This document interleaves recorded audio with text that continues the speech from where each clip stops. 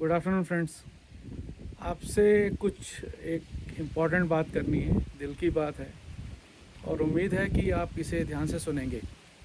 अभी मैं अपने घर के पास में बैठा हूँ। पीछे का उत्तराखंड की पहाड़ियों का, पर्वतों का नज़ारा आप देख रहे होंगे। मैंने एक चीज़ महसूस की है, जब आप रोज़ की दौड़ धूप में और आपाधापी में लगे रहते हैं तो उसमें आपको कुछ सोचने के लिए, कुछ अपने लिए समय नहीं मिलता। ऐसा मेरा मानना है। हो सकता है आपको मिलता हो, ना मिलता हो, ये आप खुद ही महसूस करेंगे। पर होता क्या है कि हमारी सुबह से लेकर रात की दिनचर्या कुछ इस तरह से होती है कि इन एक्टिविटीज़ में अपने लिए समय नहीं निकलता। और हम हमेशा एक ही सेंटेंस को ज़्यादातर जब लोग पूछते हैं कि ज़िंदगी कैसे बीत रही है, तो हमारा रिप्लाई होता है कि ज़िंदगी कट रही है। और असल में सच्चाई भी है, इसमें कोई दो राय नहीं है कि ज़्यादातर ज़िंदगी हम लोग जो शहरों में, कॉरपोरेट वर्ल्ड में, नौकरी में, प्राइवेट नौकरी हो चाहे सरकारी नौकरी हो, जिसमें बिता रहे हैं, वो एक स्ट्रेसफुल लाइफ है।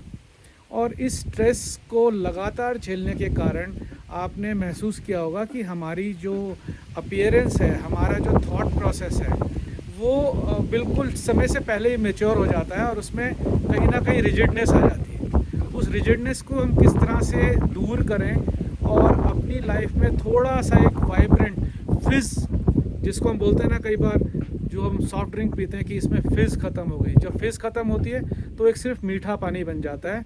हमारे इतने पैसों का जो उसमें इन्वेस्टमेंट है, चाहे वो 10 रुपये का हो, चाहे वो 100 रुपये की बोतल हो सॉफ्ट ड्रिंक की, तो उसमें जब फिज़ नहीं है तो it's just sweet and water.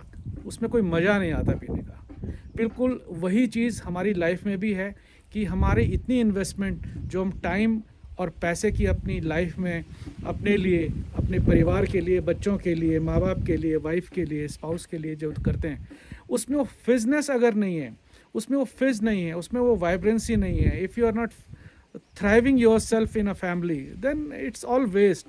पर ये हमको महसूस नहीं होता है। जो मेरे एक्सपीरियंस कुछ समय से अकेले उत्तराखंड में आके, चाहे वो हफ्ते का विज़िट हो, चाहे वो 10 दिन का हो, 20 दिन का हो, कितने भी दिन का हो, मैंने एक चीज़ महसूस की है। आप अपने पैतृक जगह पर परिवार के साथ तो जाते ही हैं, कुछ एक बार अकेले जाइए। Sit around a corner quietly, leaving apart your cell phone, your worries, जो भी आपके पास रेगुलर लाइफ में है, उसको कुछ मिनट के लिए एक साइड पे रख दीजिए। जब आप उसको साइड पे रख कर सिर्फ और सिर्फ अपने लिए कुछ थॉट प्रोवोक करेंगे, लीव अलोन थॉट भी आप छोड़ दीजिए। आप थोड़ी देर अपने लिए शांत होकर बैठिए और उस 10-15 मिनट के शांत वातावरण में आपके माइंड में कई थॉट्स आएंगे जो शायद आपके रोज़ के एक्टिविटी में कभी नहीं आते। इस थॉट प्रोसेस को 3-4 दिन महसूस कीजिए and you will feel a transformation of your daily routine into a very serene, शांत, एक ऐसा थॉट प्रोसेस आपको डेवलप होगा जिसका रिज़ल्ट आपको एक एनर्जाइज फॉर्म में होगा और आप अपने आप में अच्छी तरह से अपने को तैयार कर पाएंगे किसी भी चैलेंज के लिए। और इसको रेगुलरली एक्सपीरियंस कीजिए। मैं नहीं कह रहा कि आप every now and then you run to your native place, but अगर आप साल में 2 बार भी आते हैं तो कम से कम एक बार एडिशनल विज़िट सिर्फ अपने लिए कीजिए। अपने आप खाना बनाइए, अपने आप रहिए और कुछ सुकून के आधा एक घंटा इस स्वच्छंद वातावरण में बिताइए ताकि आपको कुछ अपने लिए महसूस हो सके। और कोशिश कीजिए, अगर आप पढ़ने के शौकीन हैं तो साथ में आप कुछ एक किताब ज़रूर साथ में लाइए। किसी भी लैंग्वेज की हो सकती है, language is not a barrier. आप हिंदी की पढ़िए, अंग्रेजी की पढ़िए, किसी और भाषा की पढ़िए, अच्छी थॉट प्रोवोकिंग किताब पढ़िए। किताब से मेरा मतलब है जो आपके थॉट्स को इग्नाइट करे, जो कुछ इंसाइटफुल आपको महसूस कराए, उस तरह की कोई किताब लेके आइए और उसको रोज़ के 15-20 मिनट दीजिए। अगर आप पढ़ने के शौकीन हैं तो ज़्यादा टाइम भी दे सकते हैं, पर अगर आपका पढ़ने का माहौल छूट गया है कुछ समय से तो 15-20 मिनट दीजिए। पेंसिल ज़रूर साथ में रखिए, उसको कुछ जो आपको पसंद आते हैं उनको आप अंडरलाइन कीजिए और देखिए कि आप कितना चेंज महसूस करते हैं। पर ये एक रेगुलर एक्सरसाइज होनी चाहिए। वंस अ वाइल अगर किया और 3-4 साल नहीं किया तो it's I will say a waste of a time. क्योंकि जब आप गांव आते हैं, जब आप कहीं दूर ट्रैवल करते हैं तो उसमें बहुत सारे फैक्टर हैं। आपका समय भी लगता है, आपको छुट्टी भी लेनी है, आपके पैसे भी लगते हैं। एक विज़िट गढ़वाल का मेरे हिसाब से जो मैं एक्सपीरियंस कर रहा हूँ, आपको 10,000 प्लस का खर्चा दे देता है, जिसमें आना जाना रहना खाना पीना पॉकेट और कई सारे एक्सपेंस होते हैं। तो आप सोच समझ के आइए। एक बार साल में ज़रूर अपने लिए टाइम दीजिए।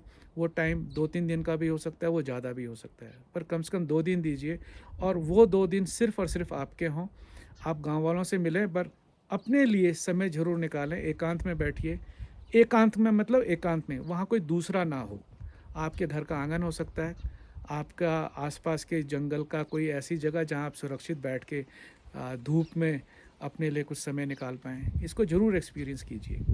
मैंने देखा है कि ये एक लाइफ में बहुत टर्निंग पॉइंट होता है and I feel blessed from every angle of my life that I could enjoy this kind of activity at least 3-4 times in a year.